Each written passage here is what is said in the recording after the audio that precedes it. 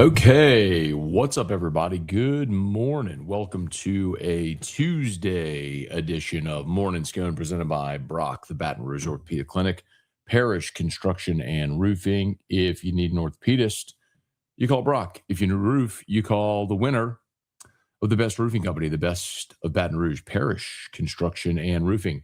FMOL Health, Our Lady of the Lake, Championship Health Partner of LSU Athletics. Unique Physique, Unique Aesthetics and Wellness, Restored Motions, restoredmotions.com, and Bocock Brothers Premium Cigars. Code MAT15, MAT15, MAT15, 15% off your order. All right, good morning, everybody. Hope your day is off to a phenomenal start. Oklahoma wins the College World Series. The old adage remains true. It's not always the best team. It's the hottest team or the best team at the right time, and that certainly this year was Oklahoma. So the SEC's run of dominance continues at the College World Series. 13-2 was the final. Incidentally, 13-2 was the same final score of Oklahoma's national championship win in football over Florida State in the 2000 season. I guess that would have been the 2001, January of 01 Orange Bowl. But the 2000 season, Bob Stoops' second year, they won that game 13-2. Florida State's only score obviously was a safety. But anyway, 13-2 was the final. LJ Mercurius was awesome for Oklahoma, and it was never really a doubt. They got up 2-0 early and just coasted on home. So congrats to the Sooners. I don't love it. I don't think an SEC team winning helps LSU in any way. But it does continue the SEC's dominance. I've told you as well that LSU is in the mix for Thomas Allen, Louisiana Tech pitcher who's in the portal, and Oklahoma, Arkansas, Ole Miss are the other teams in the mix. So you're battling Oklahoma for this kid, and Oklahoma just won a national championship last night. So you don't think that's a feather in Skip Johnson's cap when he's going to recruit that guy? So look, I get it. LSU won it last year and has now won 2 of the last 4, but still, that's why I'm not big on other SEC teams winning championships. So anyway, but Oklahoma wins it. And interestingly enough, they're such a young team, they probably would have projected better for 2027. And I'll tell you another team that projects really well for 27 is Mississippi State, a team that was probably, a year early this year, but next year looks awesome. So baseball Tigers, the SEC is a relentless gauntlet, and the baseball Tigers will have their work cut out next season. But Jay Johnson continuing to plug along. Angel Lea is another portal target to keep an eye on, by the way. Pete Nakos over at On3 had that. He's an outfielder, hit 296, 14 bombs, freshman All-America. He's in the portal, and apparently it's LSU, Georgia, Texas A&M, the usual suspects. So see if the Tigers can add another portal outfielder. And then tonight's the NBA draft, y'all. Pelicans have 1 pick in the draft. It's the 58th pick, so in the back of round 2. And but there's tons of reports that New Orleans is actively and aggressively trying to move back into round 1. So Giannis has been traded to Miami, and part of that was thought that maybe there might be a multi-team trade that involved maybe for example, Giannis going to Milwaukee or from Milwaukee to the Bucks, and then maybe a top 10 pick coming to the Pelicans, and the Pelicans sending Trey Murphy, say, to Milwaukee if it was a 3-team trade. But that's not how it worked. So Milwaukee sends Giannis and Bobby Portis to Miami for Tyler Hero, Kelly Ware, Jaime Vasquez, and then Kaspris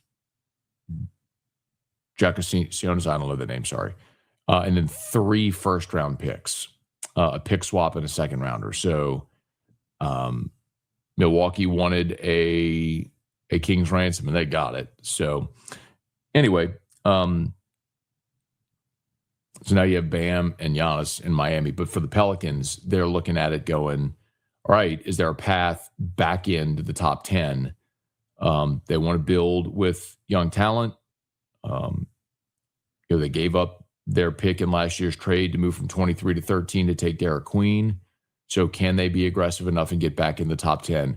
Coincidentally, the pick that a lot of people have targeted is the Hawks at 8, which is the Pelicans pick, which went to Atlanta in the trade that allowed the Pelicans to select Derek Queen. So the Pelicans are trying to trade to recoup their own draft pick at 8th. So we'll see if they're able to do it. All right, please smash the like button, subscribe to the channel, Facebook, like the page, share the post. Thanks so much for hanging out with us here today. We'll say some good mornings. Tiger Poppy, good morning. Ben, good morning. Leon, Bradley, Mojo, Thomas, good morning, y'all. Devin, what's up, man? Oedicus, Scott, what's up, man? Good morning. Have a great Tuesday. Jack, good to see you. Hey, Michael. Hey, Dabo, 74 days left and we'll be good to go. In the infamous words of Dabo Sweeney, in fact, LSU will be. Questions? Walker Parks, is he? Oh, he'd be all right. He'd be all right. He'd be all right. It'd be good to go.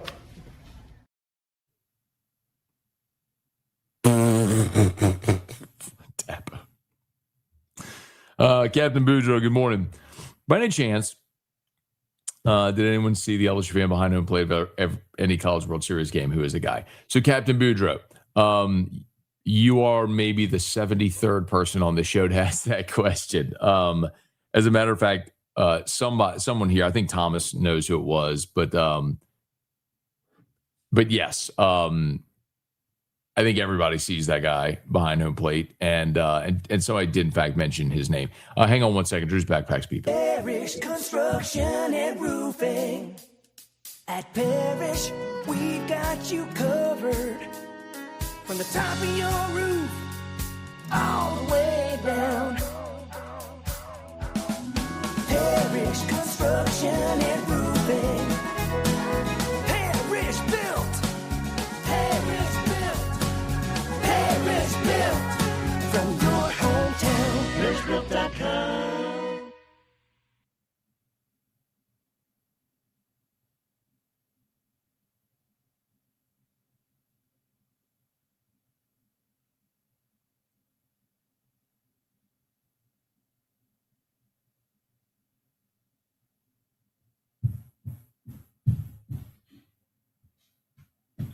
Okay. Sorry about that. All right. Where were we? Let's see. Dale, which will survive longer? Beth Torina at LSU or GMEX? Dale, I actually had an awesome phone call last night. Can't disclose about on fire athletes. Let's see, it'll scroll. There's some stuff I just can't disclose yet, but super exciting, actually. Again, some stuff I can't disclose, but I think you're going to be really happy, Dale. And I hope the answer is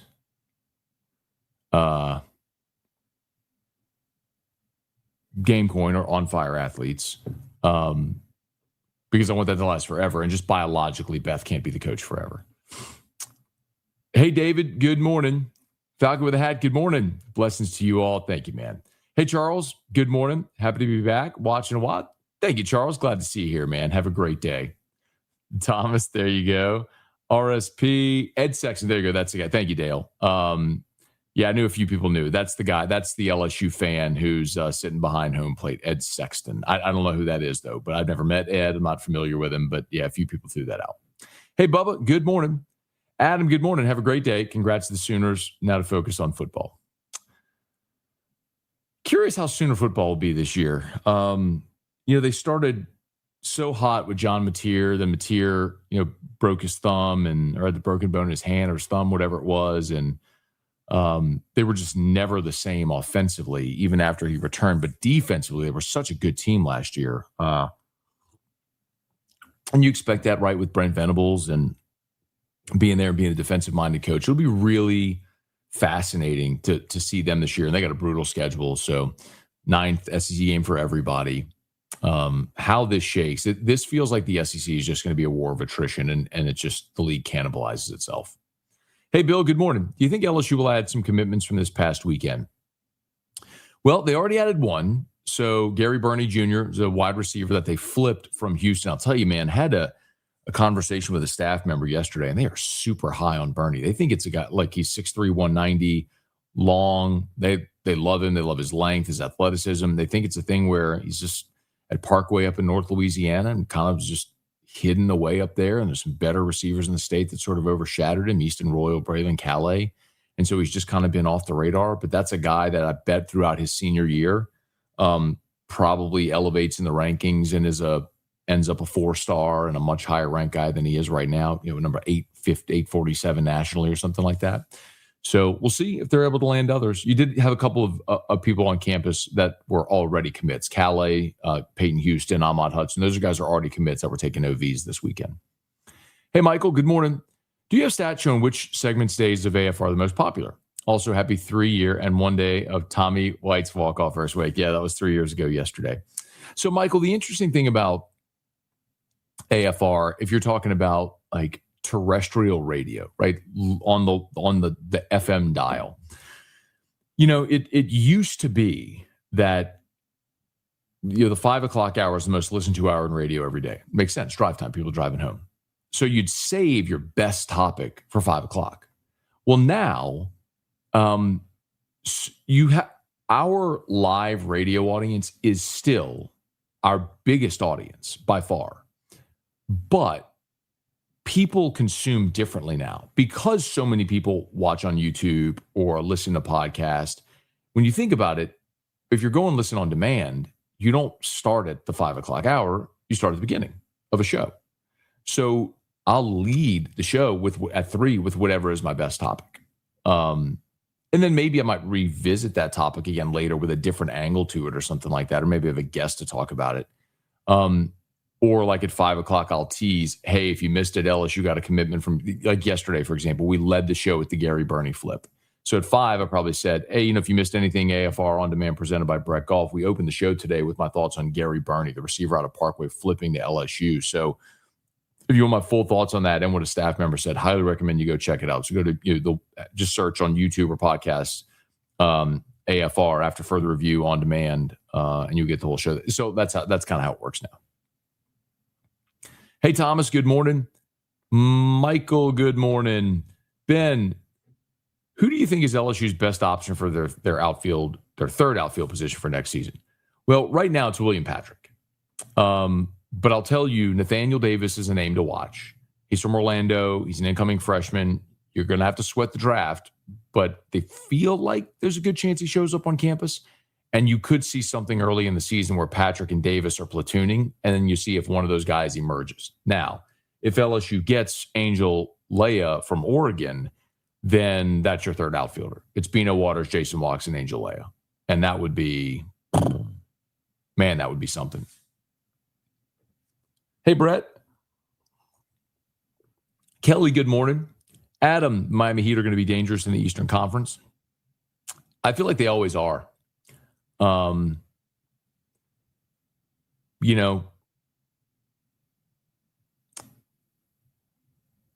of the most interesting things about the Heat is that Spoelstra was, Pat Riley's sort of handpicked successor.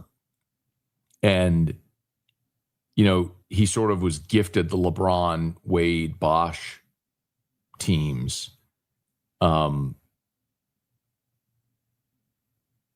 what he's proven over the last 15 years is he's actually maybe the best coach in the NBA. Because regardless of who's gone through Miami, they've always been competent. Mr. Mickey, hey, Matt, did we get Albert Simien? Simien hasn't announced yet. He's nearing his announcement. LSU is in the final 5, and it's probably down to like 3. It seems like Texas A&M, Notre Dame are the front runners. There's a report this weekend that LSU is charging. I just don't know. Like, given what we know about how, and what we've talked about a bunch, about how Lane Kiffin is looking to build this roster, and I don't have any insight on this. Like, I don't know what Albert Simien is thinking, right? I haven't talked to Albert Simien or his agent or his family or anything like that. But what I do know is that LSU is not paying top dollar for freshman offensive linemen. They're not. Look at the results. They're not willing to do it because, and Lane's told you, I've played the clip for you a million times. They're not going to spend money on guys that are going to come in and sit.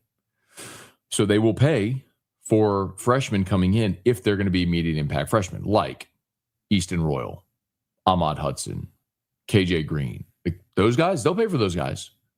But Albert Simien's not likely to step on campus day one and be a starter. So what are you paying for? Hey, Darren, good morning. Lynn, who is the best player you think will fit the Pelicans? Well, I know they want Nate Ament, who's the 6'10" stretch 4 from Tennessee. And he was had a great season this year at Tennessee as a freshman. And you get that length and that ability to stretch and pull size away from the basket. I mean, just look at what Cat was able to do in the finals with Wemby. You know, Cat's ability to play inside out and to pull Wemby away from the basket was a huge influence on that series. I mean, it's just one of the big parts of the NBA now. So I wouldn't hate that. But here's what I know. As much as you'd hate the idea of trading Trey Murphy or Herb Jones, like the roster as it's constructed won 26 games. So you want to run it back with same crew? I don't. So as much as it would stink to trade Trey Murphy or Herb or guys that are fan favorites, like, or Zion, if it came to that, like, you are healthy this year and you won 26 games. You better do something different.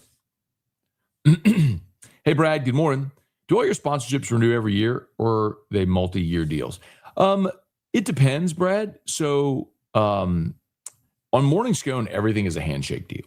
I don't have anything signed with anyone on Morning Scone. This is all just handshake deals with companies and brands and people that I really like and respect. On AFR, everyone signs an annual. So it's a 12-month contract every year on AFR that renews. There you go, Thomas. Rex, Bobby, Crazy Cajun. Good morning. Yesterday on AFR, you teased something about Brendan Sorsby. I didn't hear what happened. Yeah, so did I not get to that story? Oh, my God. I don't think I did that story. I'm so sorry. God. I hate to tease something and not get to it. So the Big 12 has not withdrawn their lawsuit. Remember, the Big 12 ended up suing Sorsby and Texas Tech. And they have not yet withdrawn their lawsuit. So there could still be, now Sorsby's gone, but there still could be punishments for Texas Tech. And a legal entanglement here because of, like, what did you know about Sorsby? There was evidence of his gambling history back to 2024 with Prize Picks, the daily fantasy stuff. So is their conduct detrimental? Are the other schools in the league trying to distance themselves from Tech? That's going to be interesting, worth watching. Hey, Rocky, Locked On This Morning has me intrigued. I'm curious which part. Maybe it was the softball part. I talked about it on AFR yesterday as well. And I get it. I mean, and the gist of it is, everyone, I've been asked a lot about the softball portal and what's happening lately. So LSU's lost 8 players via the portal. Jaden Heavener, their best player, the pitcher, is left. Torrey Edwards. Even if you're like a casual softball observer, like, you probably know those names. And the reality is, if you say you want to be good in everything, you can be good or competitive, but you can't win championships in everything anymore. It's not feasible because of what you just saw happen. You have to decide what you're going to contribute resources to. And clearly LSU is not competitive enough financially in softball to be able to build a roster that can win a championship. And I think what you're seeing, and I think by the way, I do think they're going to, I understand they are going to get a couple more transfers this week. I think what you're seeing is you can bring in really good high school talent, but when they develop and pop off, they're going to get poached by Texas Tech or Texas or A&M or Oklahoma or whoever's investing the most money into that sport. And right now it's not LSU. And so I know people will look at Beth Torina and say, should you make a change? And my point is, why? Why would you buy out a coach to bring in another coach who's going to have the exact same problem? Hey, Josh, what's up from North Louisiana, a.k.a. Count Arkansas, or South Arkansas, yes. Any news on Easton Royal? He took an official visit this past weekend to Texas. So he's down to his final three, which are Florida, LSU, and Texas. So we'll see what he ultimately decides to do. Does he stick with his Texas commitment or does LSU flip him? It'll be interesting to watch. Hey, Leslie, good morning. Chuck, what up? Good morning. Robbie, good morning. Thoughts on Dusty Bay leaving Michigan to become the coach of the Mavericks? Fascinating, right? So guy wins the national championship and now is leaving for Dallas. Nothing surprises me. I think it just goes to show you that the way college rosters are built now very much resembles pro sports, where you have a cap and money and revenue spent and all that sort of stuff. So you have to balance a budget and roster, budget, cap, all that sort of stuff. And so the thought is, if you have to do that, why not just do it at the professional level, where there's a chance you'll make more money? I actually don't know that unequivocally to be true because pro coaches' salaries aren't public. But where you make good money and you actually have rules as far as the cap and roster and all that have to be abided by, which is not the case in college right now. If they ever get guardrails up in college as far as roster, budget, spending, all that sort of stuff, that could change. But I think you're going to see more and more coaches that have the opportunity go to pro sports. I know you don't want to talk about this because they hadn't even coached a game at LSU yet, but I still think that's the inevitability for Lane Kiffin. I think Lane Kiffin will eventually coach in the NFL again. Hopefully it's after like 5 years and a couple of natties. Hey, Jay, good morning. Landon, good morning. Did you ever reveal the announcement you've been teasing? We did. So we did reveal the big announcement. Did it on Friday. In case you missed it, I'll let our partner make the big reveal. Hey everyone, Drew Brees here. Over the years, I've learned the best teams are built on trust, preparation, and doing things the right way. That's one of the reasons I'm excited to announce that the Brees Dream Foundation and I are partnering with Parrish Construction and Roofing. As someone who's spent a lot of time in Louisiana, I know how important it is to be prepared. We've all experienced hurricane season, and we've all seen the difference the right people can make when communities need help most. What stood out to me about Parrish is simple. They care about people. They care about and give back to their communities, and they take pride in doing quality work the right way.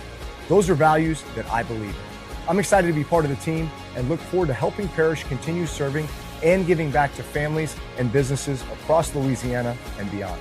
We're just getting started.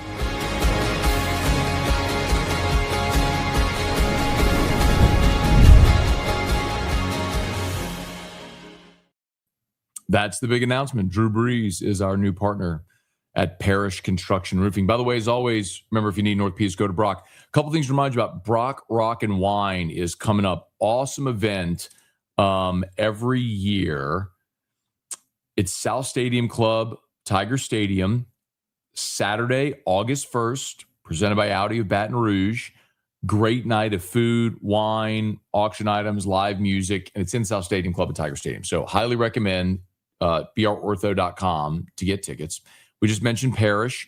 Remember, FMOL Health, Our Lady of the Lake, so fired up about the announcement last week if you didn't happen to see it. But Our Lady of the Lake broke ground, or I guess on a renovated facility for their new cancer institute, the FMOL Health, Our Lady of the Lake Cancer Institute, which is going to be groundbreaking, breaking ground, but for cancer care in the entire Gulf South region. So I keep talking about FMOL Health and Our Lady of the Lake and how they continue to invest And it's amazing the financial investment that that the system has.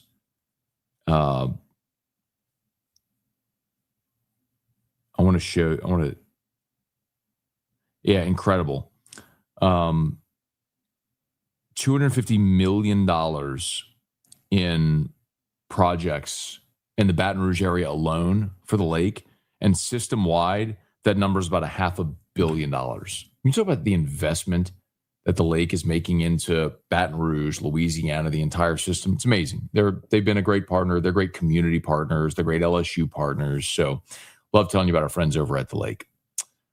All right, let's roll here. Jason, good morning, Uncle Scone. Did Terrio get those kicks for you? Did he drop the ball?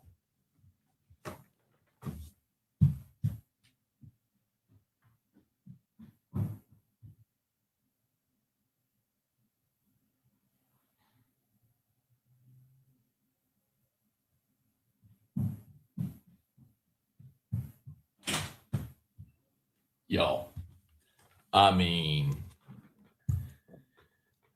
when I saw this box, I got goosebumps. They turned the Mary Lee donut box into a shoebox. I mean, Ruckus outdid themselves with this. They've done some awesome collabs. They outdid themselves with this one. So they got a Ruckus R donut pillow. They threw one of the Mary Lee hats in there. And check out, I mean, y'all. I don't know if you can tell the pink patent leather on there. Oh my God. Like, it's like a strawberry donut. I am absolutely in love. People are like, you gonna wear them? Yeah, I'm gonna wear them. Like, I don't get sneakers to put them in a box on a shelf. I sure don't get them to flip them. Now, if you're someone who wants to flip them because you're just trying to be opportunistic and you're entrepreneurial and you're making a little money, I'm not mad at you. Go do you. But this is freaking awesome. I mean, I am over the moon thrilled with this collab. And Terrio came through for me. I mean, I saw the box and I'm like, you've got to be kidding me. I mean, they turned a Mary Lee donut box into the shoebox. It's shout out to Ruckus. Shout out to Ruckus. Shout out to Ruckus. Anyway, and shout out to Terrio for coming through. And shout out to Bocock. I don't know if y'all noticed. That's another great success story, man. So Bocock got the contract for the Oklahoma National Championship cigars. So the cigars that Oklahoma's smoking are Bocock National Championship, and they have the boxes. I mean, I'm not an Oklahoma fan. I have some friends that are Oklahoma fans, so I'll probably send a few of them some boxes as a congratulations. But hats off to Bocock. I mean, those are LSU grads, doing big things. I love it. Hey, Singer, good morning. Dexton, good morning. Reginald, good morning, Matt. Wonder if the LSU faithful know that when the band plays neck, actually the song from Cameo, Talking Out the Side of Your Neck. I think by now people know that. It's probably been like 15 years that they've been playing neck. So I think most people know it by now. Hey, Charlie, good morning. What up? Hey, Blair, I like when people from the station do hits on other shows. It's good to hear what other people think is important. I stumble across some of these, but any chance to get them posted somewhere. What do you mean, Blair? Like if I do an interview on Crane and Company or something like that? I mean, if we do that, we don't really have access to their audio. So it's theirs. They own it. But I whenever I'm on someone else's show, I always make sure that I tweet the link or whatever, or if they tag me in when they put it on demand or whatever, I always try to share it. So Tiger Diver, how about SEC dominance in baseball? It's incredible. And it's not like you could say it's just one team. I mean, because you've had State in 21, Ole Miss in 22, LSU in 23, Tennessee in 24, LSU in 25, Oklahoma in 26. So State, Ole Miss, LSU, Tennessee, Oklahoma. That's 5 different teams since 2021. I mean, LSU repeated. That's it. 5 of the 6. Nola rocks. Why don't all players enter the portal at the end of every season? Become free agents, realize their true value. A lot do. The reason why some shouldn't is because you have a finite amount of roster spots. And remember, you do have another wave of players coming into college football from the high school ranks. So what happens, and what does happen, is players go in the portal and then they've given up their spot at their current school and then they don't have a landing spot. So a lot of times they end up going down in classification. So like, let's say you're at LSU and you go into the portal and you don't have a landing spot. Well, they've taken your spot at LSU, so now you end up at McNeese. Just throwing out of school, like an example. Truax, what's good, man? Truax, I saw your bride last week at Spine Center. It was a pleasure to meet her. She's wonderful. I don't know what she's doing with you. Kidding. It was great. It was great to meet her. Hope y'all are doing awesome. Phil, good morning. Missed the last couple of morning scones. Wanted to wish you a belated happy Father's Day. Thank you, Phil. Same to you, man. Same to all the dads out there. Hope you all had a great Father's Day. Carrie, good morning. Judy, good morning. Singer, did Erica get a pair? She did not. I think she was a little envious yesterday when she saw the box, especially when she saw they were pink. And I don't think I'm sure they're sold out. I don't think there's any more lingering. And she doesn't like dunks. That's the other thing. So Erica only likes Jordan 1 lows. Like, I've gotten her dunks, I've gotten her Air Force Ones, I've gotten her other brands. She only wants Jordan 1 lows. That's it. She doesn't want anything else. So I'm like, probably wouldn't think of it. Hey, Mike, LSU defeated Oklahoma in the early season. So in my opinion, LSU's our national champs always. Well, Mike, that's not exactly true. So LSU beat Oklahoma once, but Oklahoma won the series at the box. They took 2 out of 3 from LSU. And that was a weekend where Oklahoma scored 9 runs. They won the series scoring 9 runs in 3 games. LSU's offense was bad that weekend.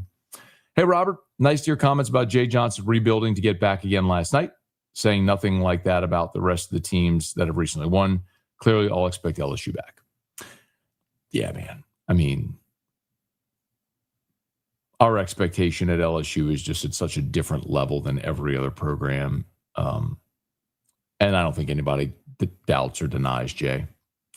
Charlie just returned from Omaha. Congrats to Sooners and Skip Johnson. OU fans fit well into the SEC. Omaha residents absolutely love LSU.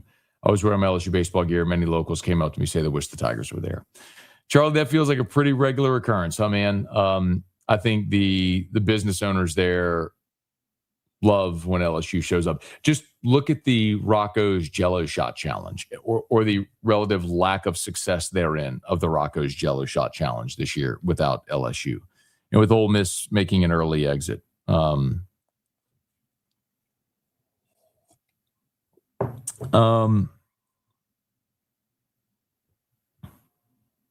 So West Virginia won with 28,221. Yeah, they were coming to break LSU's record and fell just, 40,000 shots short. I mean, you could double their number and they still wouldn't have broken the record. Oklahoma did 15,000. Ole Miss, 9,000.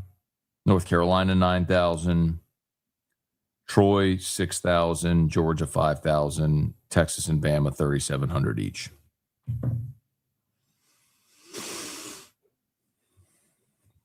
Jello Shot champs. Hey, Tom, good morning. All right, y'all, I think we're done. Please smash the like button, subscribe to the channel, Facebook, like the page, share the post. We got one more. Let's see. Robert got that with this one before the bell. Jay needs to pitch Oklahoma businesses for NIL deals if they want us back. Help us buy back some players. Omaha businesses. Sorry, they said Oklahoma. Omaha businesses. I'm here for it. All right, please smash the like button, subscribe to the channel, Facebook, like the page, share the post. All of our sponsors linked in the description on YouTube. Get them linked on podcast as well. So if you're on podcast, please subscribe on your favorite podcast app. Okay, let's get out of here. Locked on LSU is live. AFR 3. We'll see you then. Peace.